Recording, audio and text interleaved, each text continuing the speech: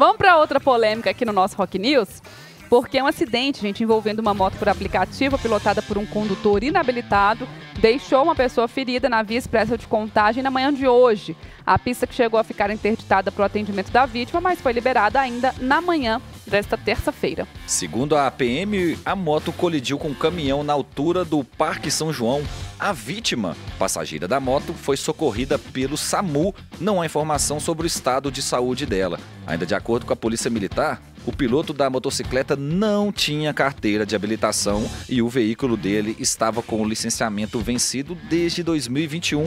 A Polícia Militar informou também que a moto foi apreendida e que o piloto da motocicleta deve ser conduzido a uma delegacia em Contagem. A ocorrência ainda está em andamento, Carol.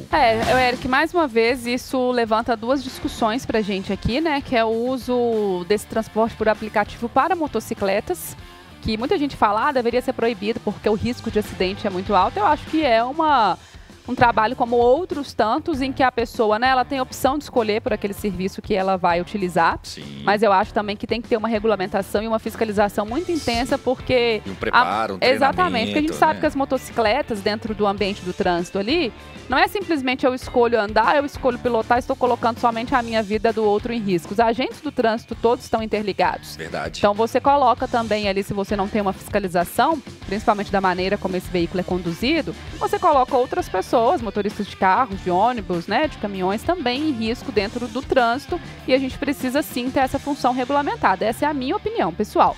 E a gente levanta também outro assunto, outro ponto para a gente analisar, que é o próprio cadastro desses profissionais dentro das plataformas. Como é feito esse cadastro? As plataformas, elas têm um monitoramento constante para saber se aquela pessoa forneceu dados corretos, se a carteira dela não está suspensa, não está cassada, se ela tem carteira de habilitação, se ela não se cadastrou utilizando dados falsos ou de terceiros. Então, assim, pelo que a gente recebeu aqui hoje mais cedo, na segunda edição do Central 98, tudo feito de maneira virtual em muitos casos e relatos de pessoas que são motoristas por aplicativo e que falam que conhecem casos de pessoas que forneceram dados falsos. Olha só. Informações fake. Então, assim... falho esse sistema.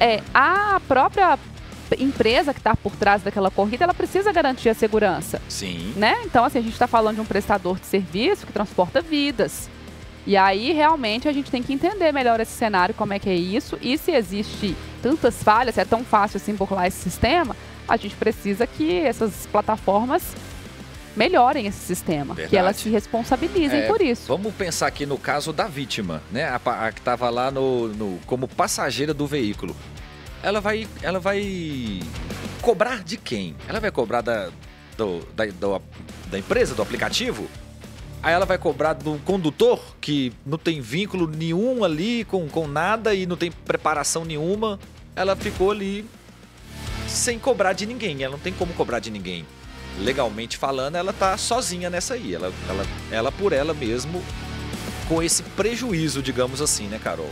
Exatamente, Eric. E aí, em última instância, a gente tem a própria fiscalização do poder público que, vendo essa situação acontecer, tem que cobrar dessas plataformas que aumentem os filtros em relação a esses cadastros. Não dá pra gente ter essa situação como normal. Se a gente fala assim, a gente tem um caso muito isolado, mas a gente recebeu vários relatos. E esses relatos, sim, precisam ser investigados. As plataformas precisam entender que quando você chama um carro ou uma moto por aplicativo, você está partindo do pressuposto que o mínimo que aconteceu foi a documentação daquela pessoa ser verificada. Sim, ela tem um mínimo de critério para poder estar exercendo aquilo ali, daquela Porque profissão. senão, gente, se a gente não tiver nenhuma regulamentação, se a gente não tiver nenhuma fiscalização, a gente vai estar operando como se fosse transporte clandestino.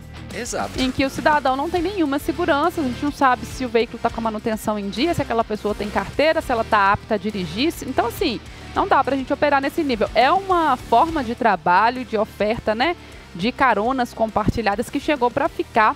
Isso é claro. E eu acho que a gente tem que falar agora na segurança. Como é que a gente vai ofertar esse serviço da melhor forma possível.